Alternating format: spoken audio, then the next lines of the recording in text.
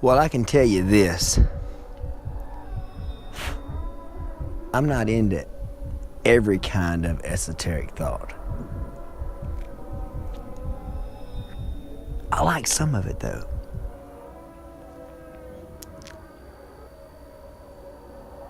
And the reason why I like some of it, sometimes, is that I think that Mother Nature, or God, or however you define things, I think that every once in a while, if you seek such things,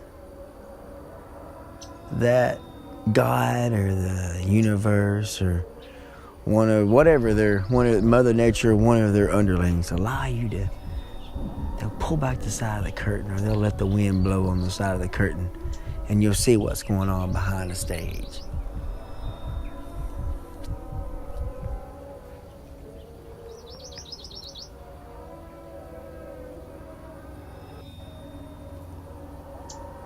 And that's what I mean by esoteric. You get brief glimpses of things. And it could be any number of things. I don't know, there's certain things that I just can't go for, because I have never experienced them and I don't know how. It's against my biases. So there's certain things that I can't see. Although I have experienced some things that are seemingly esoteric. When I was a child, the first thing that really ever happened to me, and this is one of my first memories, is I can remember driving down the highway with my mother. And as I recall, she was pregnant. We were driving down the road, and I was standing in the back seat looking out the back window. Of course, this was the 70s, you got to understand. And I was looking out the back window from the back seat, and I saw with my own eyes. I mean, I very seldom have told this story, but it's extremely esoteric for some people. Some people, it's not so bad.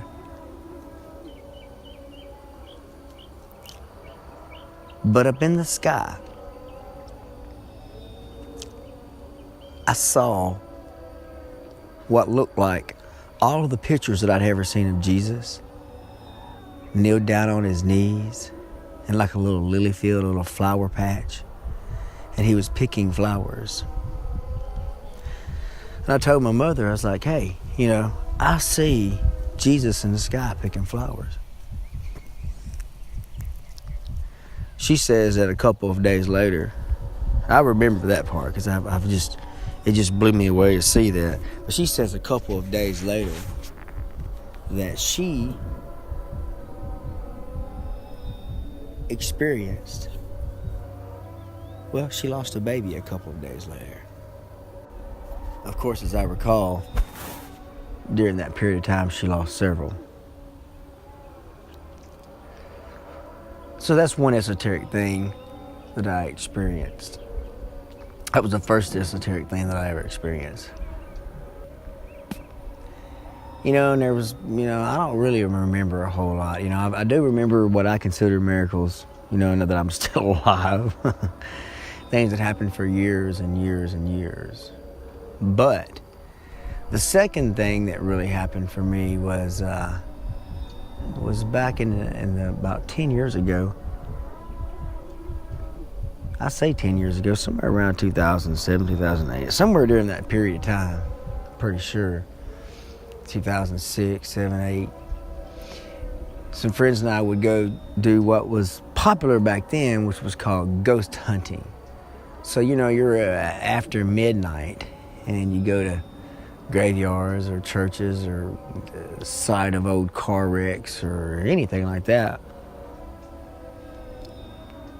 And you carry your little tape player with you. And you go back to your computer and you copy those recordings over, digital or tape. I've done with both. And I prefer the digital. So much easier to move stuff around, and we move the data over and you would listen to it. Sometimes you'd slow it down and listen to it. Sometimes you would just go through and look for patterns, and sometimes you'd find things. And we did find something, and I'll put it in here somewhere. But there was this, we went to a church, and it was where my grandfather and his brother, Gus, were buried. And this is pretty weird, okay? But anyway, so we went there, and we recorded these recordings, went back to the house, we got these recordings, listened to it, and right there, I mean, it's just in real time. It doesn't require any kind of adjusting of speed or anything. You don't have to do anything. You can just listen to it straight up. And at the end of the recording there, close to the end of the recording, it just says, this is a short clip, it says, Gus and Proc have got something to say. And we heard that, and I'm like, whoa, man. What is that? And we listened to it over and over and over again for about an hour or so. And of course, it just sounded like to us that it said, Gus and Proc have got something to say. So we went back to the church, and I was standing at the altar, and my friend was standing a little bit past midway of the church, back toward the back, up near some pews, up in the middle of the pews. And all of a sudden, we were both asking whatever it was, purportedly Gus and Proc, what do you have to say? And then all of a sudden, from the ground, a light shoots up, bright. It lights up the entire room. And this wasn't a car going by, it wasn't anything like that. It was a light that lit up from the floor and shot up to the ceiling and then disappeared dark. We, as fast as we could, got into the vehicle and left. The justification immediately being, oh my God, was there anything recorded right then?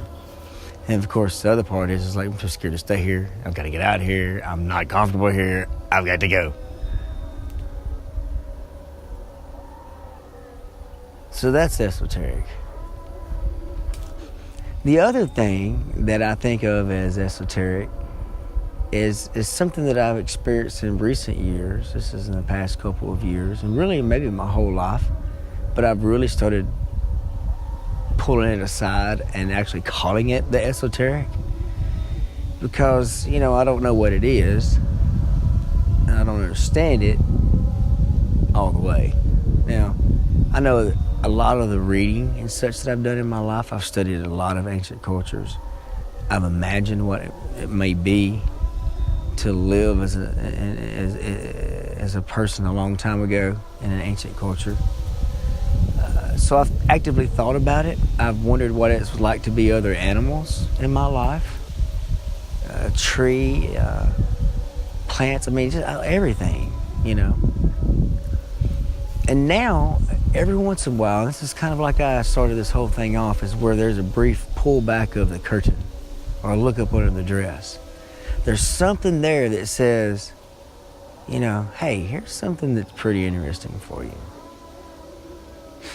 So anyway, what I see now is like I'm wherever I'm at. It could be in the middle of the day. It could be, when I'm driving. It could be when I'm sitting here talking to someone. It's a phenomenon, kind of like deja vu, but different. And I say different because it's like it's using other memories. Maybe not right there. I've heard that deja vu has a lot to do with iconic memory. It's memory that's in your eyes, a couple of milliseconds. And sometimes we're looking at something, and then we get all of a sudden that little 2-second memory for some weird reason gets bumped back to us, and we see the same thing that we're seeing now. But it was just 2 seconds ago, and we think, well, that happened a long time ago. But, and it could be that it's some kind of a deja vu type thing. It could have been, like I said, I've studied, I've read about, I've listened to people talk about, ancient cultures, ancient people, what it's like to be other things. So I've kind of studied that line of thought.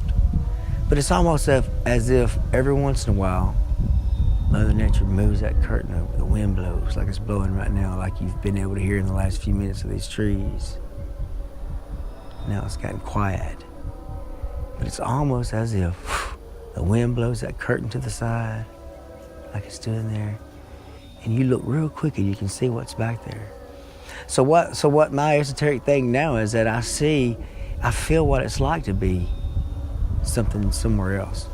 Or I have a memory and I remember, and of course my mind kind of fills it in and said, yeah, that's whenever you were living here on near this same spot 4,000 years ago as part of the Poverty Point people or whatever. You know, it's like not really them, but something like them somewhere.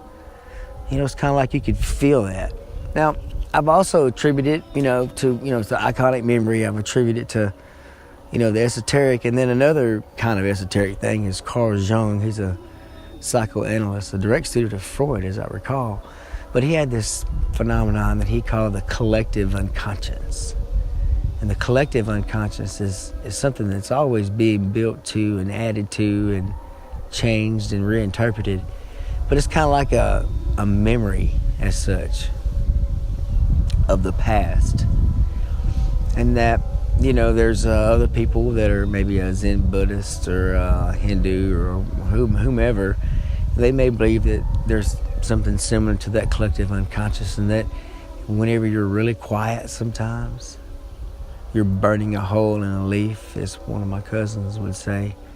You're just meditating, you're chilling out, you're not really thinking of anything, you're just existing in the moment, staring at a tree limb, a leaf, staring as hard as you can.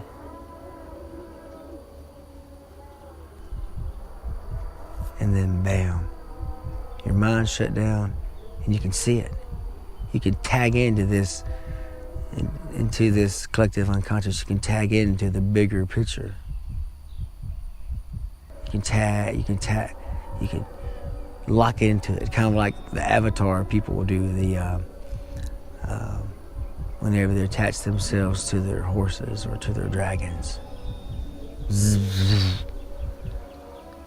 And you know what's going on. You can really feel. You can tap into those things, those esoteric things, for just a moment. Longer and longer if you teach yourself how.